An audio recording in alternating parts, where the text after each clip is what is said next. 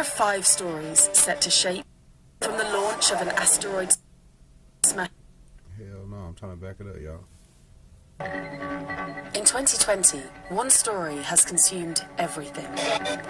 But in 2021, the world will start looking to life beyond the pandemic. So, behind the headlines, what are the other moments you should be watching out for in the year ahead? From the launch of an asteroid-smashing spaceship to the event that could help the world turn a corner on climate change. Here are 5 stories set to shape the post-COVID world.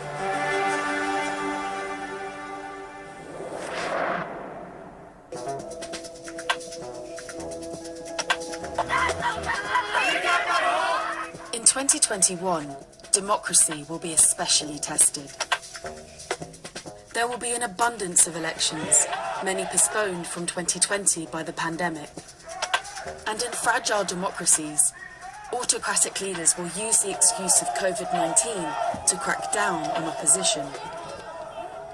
Such as in Uganda, which is due to hold its presidential election in January. Maria is a 25-year-old activist who is campaigning for the opposition candidate, Bobi Wine. But Ugandan authorities have banned rallies because of COVID-19. They're not implementing COVID guidelines with people who live day-to-day lives. They're only implementing these guidelines with opposition politicians, that is all. So it is just an excuse. At a recent rally, police arrested Bobi Wine, accusing him of flouting COVID-19 restrictions. When they were arresting Bobi Wine, what they did was to first block all the vehicles that were around, and only his vehicle was allowed to go in front. What are they doing now? They pepper sprayed all his bodyguards. Those are the personal bodyguards, not the ones the Electoral Commission gave to us. They pepper sprayed them and they were beaten. Protests broke out. Almost 1,000 people were arrested and 45 were killed. Crackdowns on opposition politicians are not just happening in Uganda. Since the pandemic started, democracy and human rights have deteriorated in 80 countries, according to Freedom House, a think tank. The largest number are in Africa. This is certainly a problem in Africa, because there are many countries there that have made a partial transition towards democracy and respect for human rights, but because it's fairly recent and the institutions that protect it are not particularly strong, there's always a danger of backsliding. Uganda's president, Yoweri Museveni, has been in power for almost 35 years. In 2017, he changed the country's constitution to allow him to serve a 6th term. The pandemic has made it easier to block opposition and dissent. All we want is our freedom back. All we want is to change power, and so that power comes back to the people and the institutions that must protect the people. That is all we want. Maria can't even campaign on social media. Government rules brought in 2020 require many internet users to register with a regulator before they can publish anything online. Across the world, 91 countries have experienced new or increased restrictions on the news media as a result of the pandemic.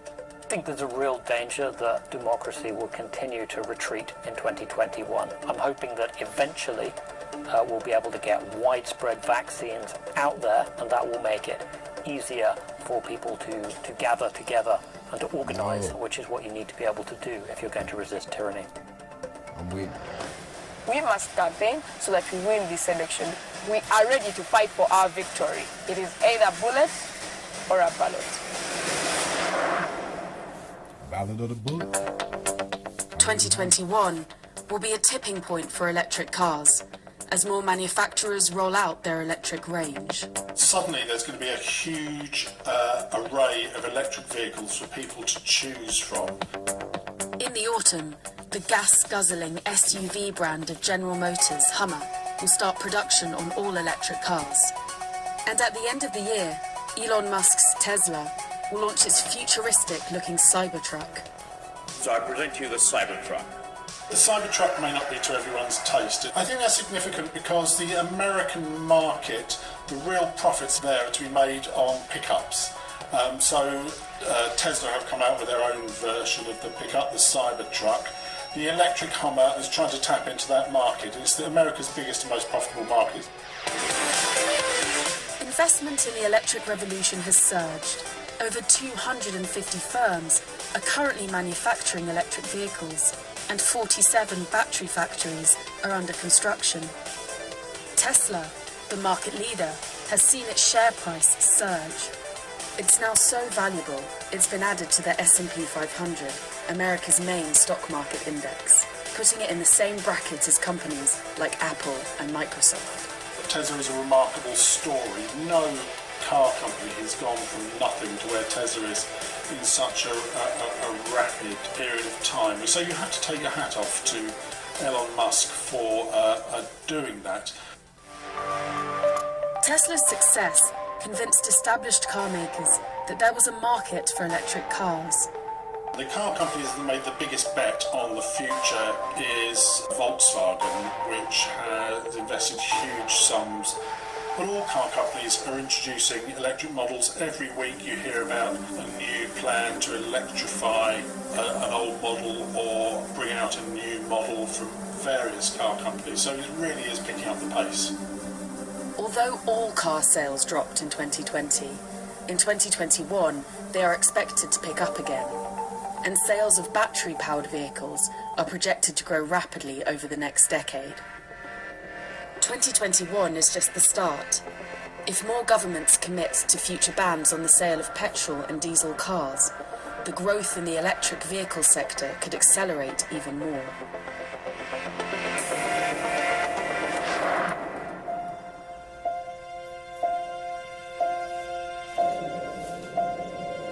In November, all eyes will be on Glasgow, Scotland, as world leaders meet for the UN's Climate Change Summit. Known as COP26, it was originally scheduled for 2020, but postponed due to the pandemic. If it had gone ahead as planned, COP26 would have marked 5 years since the Paris Agreement. Built into the Paris Agreement was this ratchet mechanism that basically said governments need to, every 5 years, increase the promises to cut emissions. The Paris Agreement set a target of limiting global warming to between 1.5 and 2 degrees Celsius above pre-industrial temperatures.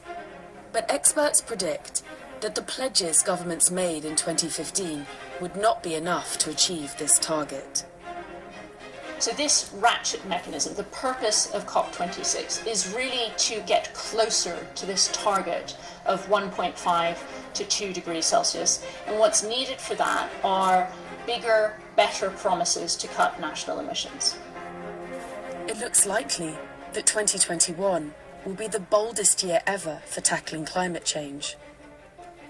So the EU has said that it will reach net zero emissions by 2050. Climate change is caused by us, so in other words, it's up to us to make a turnaround. They have an expansive package of policies that they will be expanding on and agreeing on in 2021 for how they head towards that goal. The surprise announcement really of this year came in September when Xi Jinping announced that China would be heading towards carbon neutrality by 2060. The details of how China does this are still unclear and are anticipated at some point in 2021.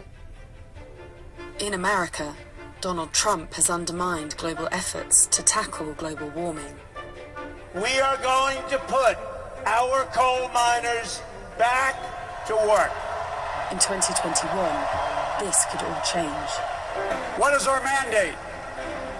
I believe it's this. In the battle to save our planet by getting climate under control. Joe Biden is going to mark a real U-turn, in particular American foreign climate policy. Biden has promised to put America back into the Paris Agreement pretty much as soon as he enters the Oval Office. And as such, America will once again be influencing global climate politics. America is the world's second biggest emitter. Joe Biden has promised to make the country carbon neutral by 2050. His greatest challenge, however, is getting these ambitious pledges through Congress. There is a lot of ease in making these long-term promises. It's a lot harder to back those up with the real policies at home that are going to achieve them. But having the European Union, the United States, China, all headed towards some kind of mid-century target, 2050-2060, eliminating their emissions, should give confidence to the rest of the countries that they can also amp up their target. So all of that put together means that 2021 could really mark a turning point in international climate negotiations.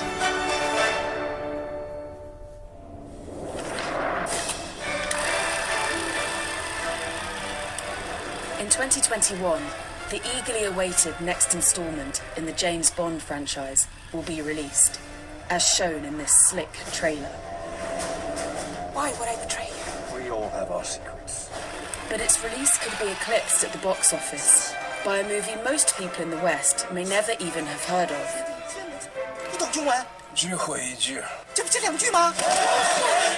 The slapstick comedy, Detective Chinatown 3, will help China's box office to take more money than America's, to become the biggest in the world.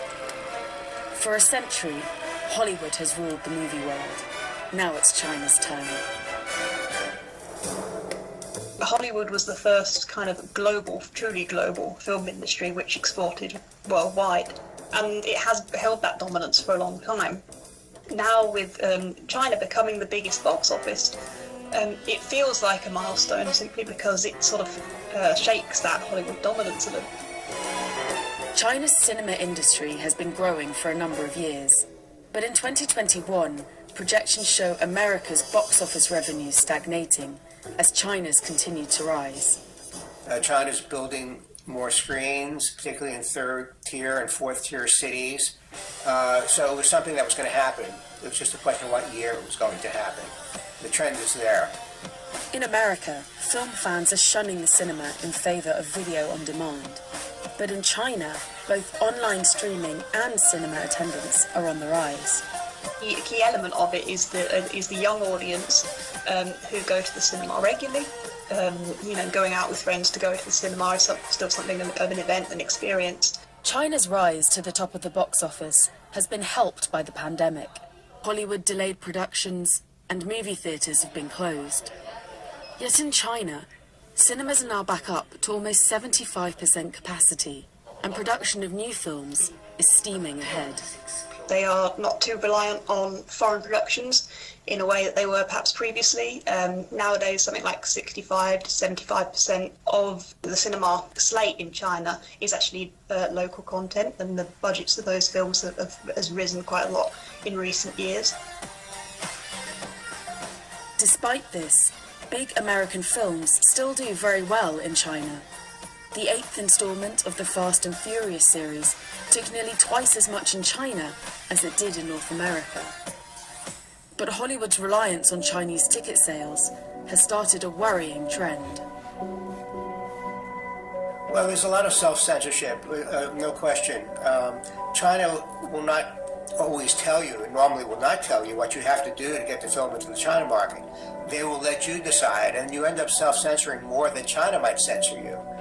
So that can be a problem. Tilda Swinton's Marvel character in Doctor Strange, the Ancient One, was changed from a Tibetan to a Celt. In part, it was thought, to placate China. But despite the soft power China may wield on Hollywood films, it's unlikely it'll succeed in exporting its own blockbusters anytime soon. It's very hard for China, given the stories they tell, given their emphasis on the domestic market, given the issue of dubbing and subtitling, for them to do very well overseas. While a lot of those local films from the Chinese industry are very culturally specific, I think we might well see Western studios taking on titles that performed well in China and remaking them for a US or a Western audience.